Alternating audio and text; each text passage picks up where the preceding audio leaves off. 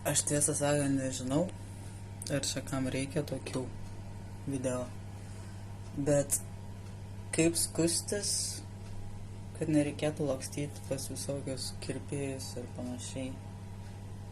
Ir kad išlaikyti gerą formą. Niekad nesiskūsti ant žandikaulio linijos, bet čiut žemiau. Gali būti dar žemiau. Ir išlaikyti tiesias linijas. Čia tiesi linija, paskui eina iki vidurio, gali būti šiek tiek lenkta į vidurį. Ir paskui atkartoti. Ir viskas. Nežinau, reikalinga, nes čia jau įsivaizduoju save kaip translytės moterytės, kaip daro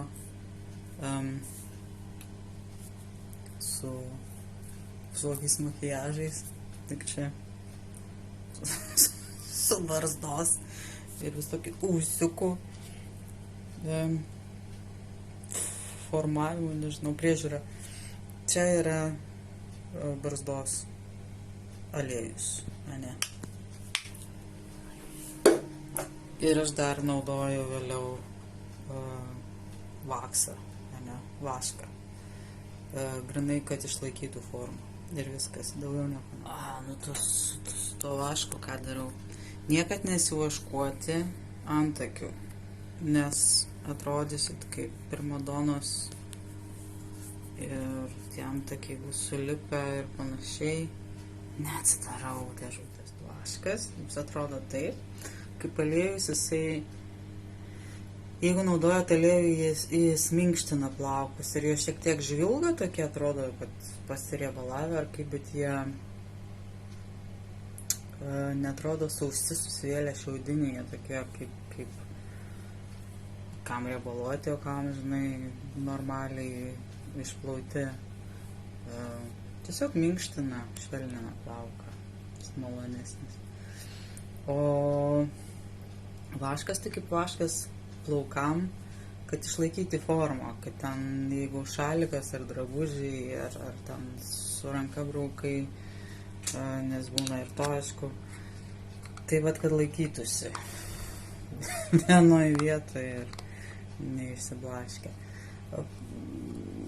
Ir antakių aš nei vaško, nei aliejų netepu, nes niekom netepu, tiesiog stengiuosi, kad mano vyresnis amžius, kad jie nebūtų didelių išlendusių plaukų, kas taip, o šiaip sakyta gerai.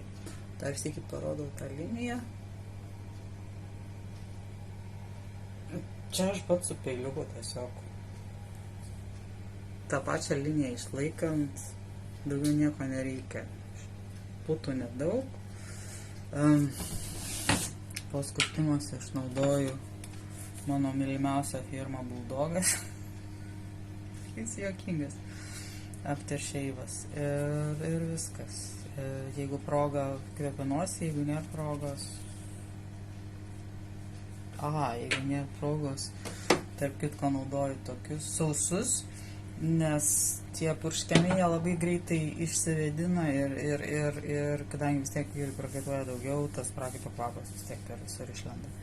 Man šitas variantas geresnis, purškiuosi tik tai tada, kai šalia nėra sauso dalyko. Ir viskas. Šitokių kasdienos visai namų dalykų. Dar apie tą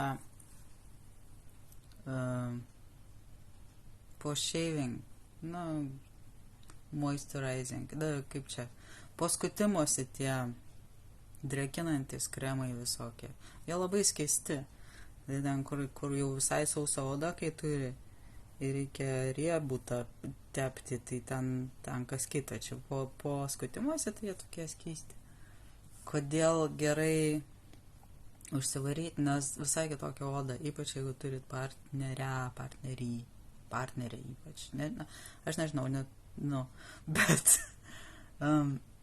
visai kitas lietimasis. Dėl to labiausiai. Aišku, galima naudoti ten ir ant kitur, bet tam skirta iš esmės, kad oda būtų minkštesnė. Ant kitur turėjau omeny, vat, kai labai saulės daug, aš kartais užstebu čia, bet ne tam skirta, nors kaip ir galima.